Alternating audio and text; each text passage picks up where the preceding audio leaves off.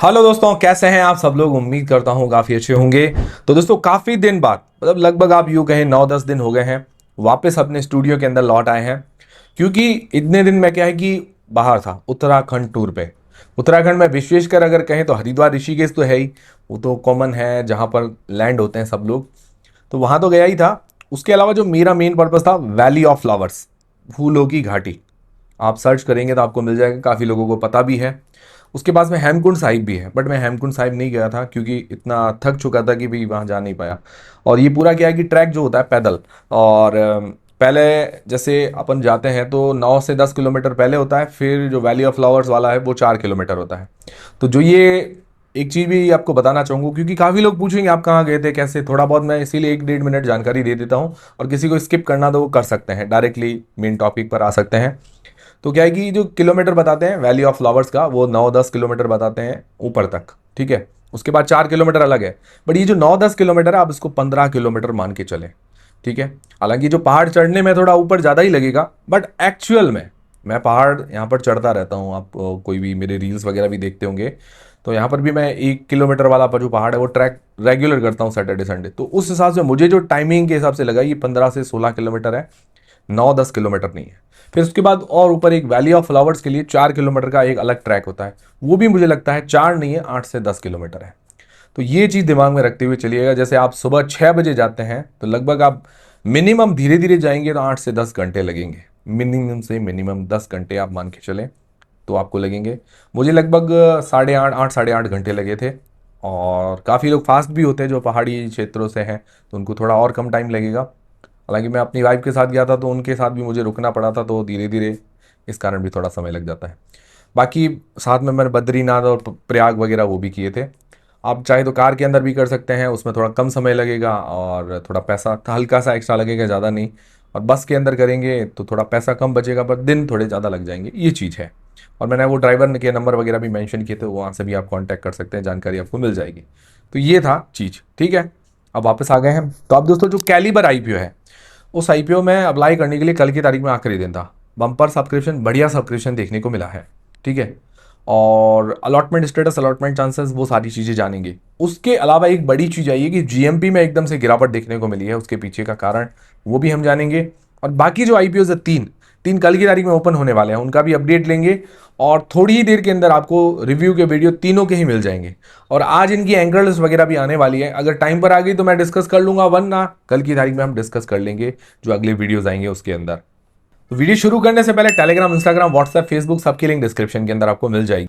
तो दोस्तों, ये टोटल जो सब्सक्राइब हुआ है कैलिबर आईपीओ, 146 टाइम्स, 146 गुना के आसपास सब्सक्राइब हुआ है।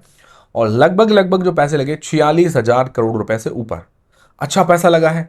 और बढ़िया सब्सक्रिप्शन भी दिखा सकते हैं, काफ़ी अच्छा सब्सक्रिप्शन देखने को मिला है, जिसमें जो क्यूआईबी पोर्शन सब्सक्राइब हुआ है 240 गुना के आसपास। और क्यूआईबी पोर्शन में करीबन करीब 20,000 करोड़ रुपए के आसपास पैसा लगाया है। मतलब आधे से ज़्यादा तो नहीं लगाया, बट ठीक है, पैसा अच्छा लगाया है। एनआईआई पोर्शन 267 टाइम्स, 17,000 करोड़ रुपए के आसपास एनआईआई ने पैसा लगाया है। रिटेल पोर्शन देखा जाए तो 41 टाइम्स, और 6,000 करोड़ रुपए से ऊपर या उसके आसपास कह सकते हैं कि भाई रिटेलर्स ने पैसा लगाया। ओवरऑल सब्सक्रिप्शन बढ़िया है। जिस हिसाब से छोटा इशू साइज, उस हिसाब से सब्सक्रिप्शन कहें तो काफ़ी अच्छा देखने को मिला है। लगभग 450 करोड़ रुपए के आसपास का इशू साइज है, उस हिसाब से सब्सक्रिप्शन काफ़ी ठीक है। आपने कितने लॉट कौन सी कैटेगरी में अप्लाई किए, कमेंट करके बता दीजिएगा। मैंने पर्सनली 6 लॉट रिटेल कैटेगरी के अंदर अपने घर के अलग अलग फैमिली मेंबर से अप्लाई किए हैं। काफ़ी लोग क्या है कि दूसरों के अकाउंट लेकर भी अप्लाई करते हैं, बट मैंने इसमें फैमिली मेंबर से ही किए हैं। फिर दोस्तों, जो इसको सब्सक्रिप्शन तो काफ़ी अच्छा मिला है, ठीक है, ये चीज़ हो गई। अब अलॉटमेंट के चांसेस कितने हैं, मतलब 100 में से कितने लोगों को, एक अंदाज़ा ही जान सकते हैं कितने लोगों को अलॉटमेंट मिल सकता है। क्योंकि काफ़ी लोगों की एप्लीकेशन रिजेक्ट होती है, किसी की क्या कुछ ना कुछ होता है। तो एक अंदाज़ा जान लेते हैं। तो जो बिग एचएनआई कैटेगरी है, मतलब जो 10 लाख से ऊपर की एप्लीकेशन है, बिग एचएनआई कैटेगरी के अंदर जो चांसेस है, लगभग लगभग 2% के आसपास, 100 में से 2 लोगों को अंदाजन इसका अलॉटमेंट मिल सकता है।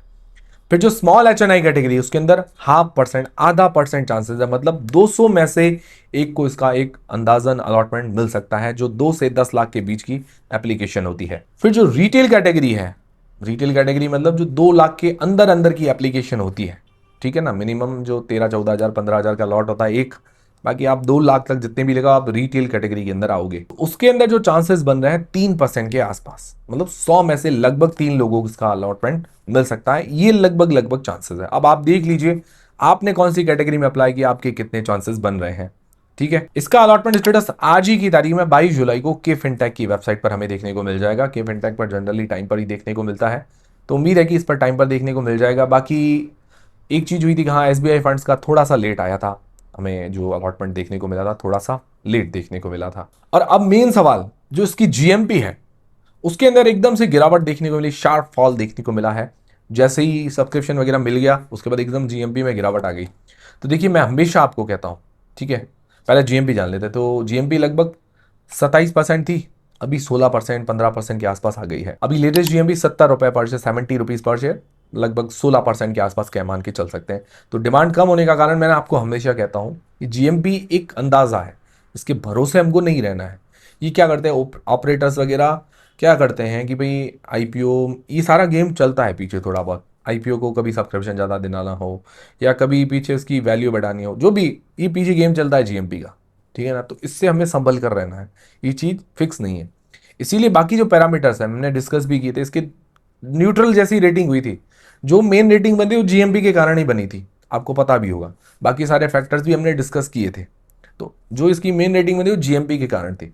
जीएमपी अगर और कम होती तो रिस्की टू न्यूट्रल के बीच में इसका आ जाता। तो ये चीज़, पैरामीटर्स हमेशा काम आते हैं। और जीएमपी का मैं हमेशा कहता हूँ एक अंदाज़ा है, हाँ रेफरेंस के लिए जानना जरूरी है, बट पूरे भरोसे इसके नहीं रहना चाहिए।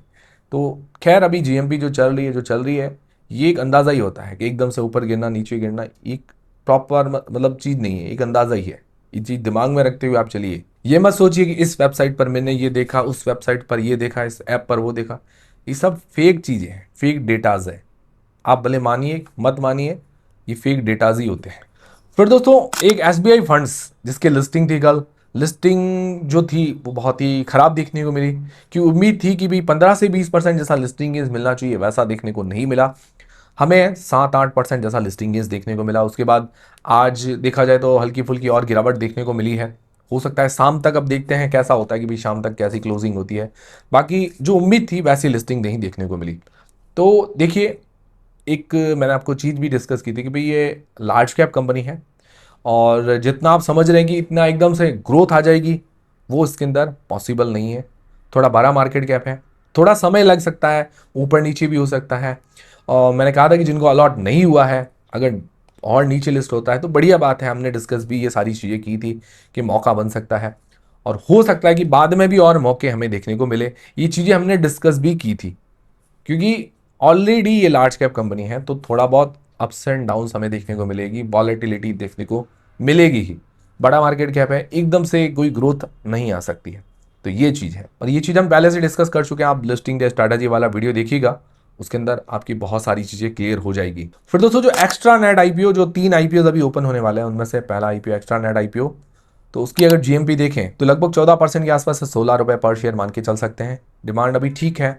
बाकी रिव्यू वाला वीडियो देखेंगे उसके अंदर ये एक्चुअली में कंपनी कैसी है, इसकी डिमांड वगैरह है या नहीं है, वो सारी चीज़ें पता चल जाएगी। फिर लोहिया कॉर्पोरेशन, ये भी आईपीओ 23 जुलाई को ओपन होने वाला है, कल की तारीख में। आज ही रिव्यू का वीडियो मिल जाएगा। जीएमपी लगभग इसकी 7% के आसपास है, लगभग 27 रुपए पर शेयर।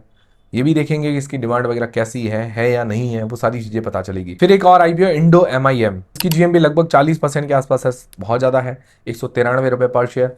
अब ये भी देखेंगे कि भाई कंपनी क्या एक्चुअली में करती है, डिमांड है या नहीं है, वो भी सारी चीजें पता चल जाएगी रिव्यू वाले वीडियो के अंदर। बाकी जो मणिपाल हेल्थ आईपीओ है उसकी अभी डिटेल्स आई नहीं है, आते ही हम आपके साथ डिस्कस कर लेंगे।